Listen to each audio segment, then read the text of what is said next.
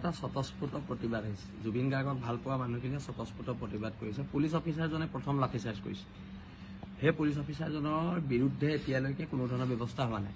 এতিয়া কথাটো হৈছে জুবিন গাৰ্গক লৈ চৰকাৰ হওক, বিৰোধী হওক বা অন্যান্য ৰাজনৈতিক দলসমূহ হওক, তেওঁলোকে এটা ৰাজনৈতিক পৰিৱেশৰ সূচনা কৰিব বিচাৰিছে। এতিয়া সকলো দলে লগ হৈ কিয় নকয় যে জুবিন গাৰ্গে ন্যায় নোপোৱালৈকে অসমত নিৰ্বাচন নহয়? সকলো দলে সেইটো কথা ক'ব লাগিছিলে। সেই কথাটো কিন্তু কোনো দলে কোৱা নাই। এতিয়া কথাটো হৈছে জুবিন গাৰ্গৰ ন্যায়ৰ বাবে যিটো প্ৰতিবাদ আমি দেখিছোঁ এইটো স্বতঃস্ফূৰ্ত। এইটো কোনোবা ৰাজনৈতিক সভালৈ পইচা দি অনা মানুহ নহয়। এইখিনি এই মানুহখিনি হৈছে জুবিন গাৰ্গক প্ৰকৃত ন্যায় বিচৰা অসমৰ থলগিৰি মানুহ।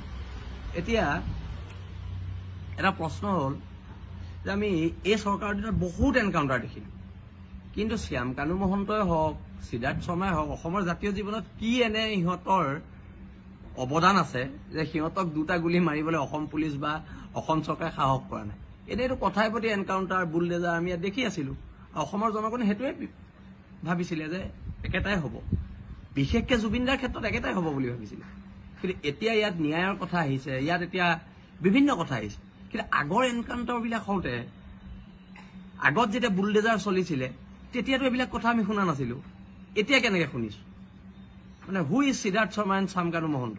সিহঁতৰ জাতীয় জীৱনত কি এনে অৰিহণা আছে যে সিহঁতি নহ'লে অসমৰ জাতীয় জীৱন পিছ পৰি যাব, অসমত খিলঞ্জী আধিপত্যবাদ পিছ পৰি যাব সিহঁতি নাথাকিলে? এই কথাবিলাকে মানুহৰ মনত হুদুৱাইছে আৰু মানুহে এনকাউণ্টাৰ বিচাৰিছে। জেলত আছোঁ, বহুতবাৰ জেলত আছোঁ।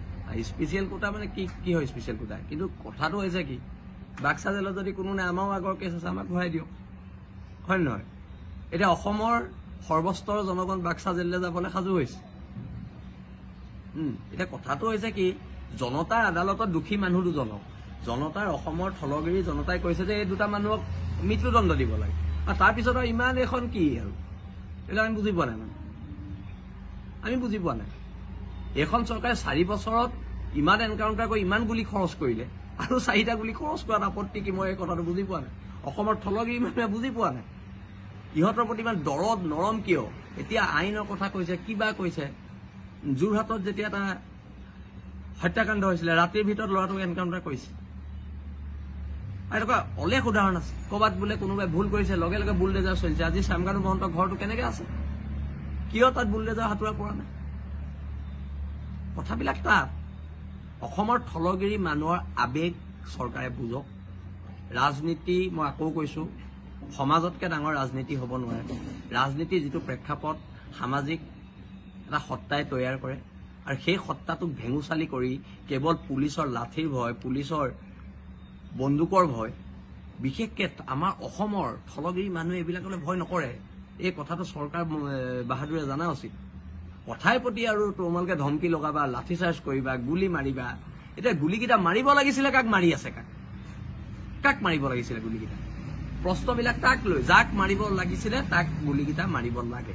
যিহেতু অসমৰ থলগিৰি মানুহে এইটো বিচাৰিছে, থলগিৰি মানুহৰ আদালতত এই কালপ্ৰিট দুটাক মৃত্যুদণ্ড দিছে, আৰু চৰকাৰে নৈতিকতা দেখুৱাওক। খালি কথা, আজি ইণ্টাৰনেটৰ যুগত, AI যুগত চিল কৰা ঘৰ এটাত মানুহ সোমাই থাকিব পাৰে নেকি? আমাক সেই কা আন্দোলনৰ সময়তে মোবাইল দুটা চিজ কৰিছিলে, আজিলৈকে নেপালো, আৰু চিল কৰা ঘৰটোত মানুহ সোমাই আছে। এইবোৰ ভেঙুচালি অসমৰ মানুহে জানে। সেইকাৰণে চৰকাৰ বাহাদুৰক কৈছোঁ, এই AI যুগত, ইণ্টাৰনেটৰ যুগত আপোনালোকে মানুহক বুৰ্বক বনাব নোৱাৰে নহয়। বুৰ্বক বনাব নোৱাৰে নহয়। মানুহৰ ক্ষোভখিনি বুজক, আৰু ক্ষোভ নুবুজিলে, আৰু প্ৰত্যেক ৰাজনৈতিক দলক কৈছোঁ, জুবিন দায়ে কৈ গৈছে পলিটিক্স নকৰিবা মানুহ। ৰাজনীতিৰ ঊৰ্ধত গৈ জুবিন দাৰ ন্যায়ৰ সপক্ষে সকলোৱে মাত্ৰ ওলাই আহক। মানুহ জেল হ'ব, গুলি মাৰিব, সেইটো পিছৰ কথা, কিন্তু ওলাই অহাটো ওলাই আহিব লাগিব। আৰু ৰাজপথৰ এখন আন্দোলন আমি কৰিম। সৰ্বস্তৰৰ থলগিৰি মানুহক লৈ এখন আন্দোলন আমি কৰিম, আৰু চৰকাৰ বাহাদুৰ তাৰ কাৰণে সাজু থাকক। আৰু অসম পুলিচক বাৰে বাৰে কৈছোঁ, আপোনালোকে বীৰত্ব এই সাধাৰণ মানুহবোৰৰ ওপৰত নেদেখুৱাওক। শ্যাম কানু মহন্তক 2 চৰ মাৰি বীৰত্ব দেখুৱাওক। সিদ্ধাৰ্থ শৰ্মাক অন কেমেৰা 2 চৰ মাৰি বীৰত্ব দেখুৱাওক। সাধাৰণ মানুহবিলাকক আপোনালোকে 2 চৰ 3 চৰ লাঠিচাৰ্জ কৰি বীৰত্ব দেখুৱাইছে। লাজ লগা নাই আপোনালোকৰ? অলপতো লজ্জাবোধ ৰাখক। সাধাৰণ থলগিৰি মানুহখিনিক মাৰি, আৰু সিদ্ধাৰ্থ শৰ্মা বোলাই অনা অসমীয়াটোক এতিয়ালৈকে অসম পুলিচৰ ডাঙৰ ডাঙৰ অফিচাৰে 2 চৰ মাৰিব নোৱাৰিলে, তাতকৈ আৰু লজ্জাৰ কথা কিবা থাকিব পাৰে নি? তাতকৈ আৰু লজ্জাৰ কথা কিবা থাকিব পাৰে নি? মই অসমৰ থলগিৰি ৰাইজলৈ এইটো প্ৰশ্ন এৰিম।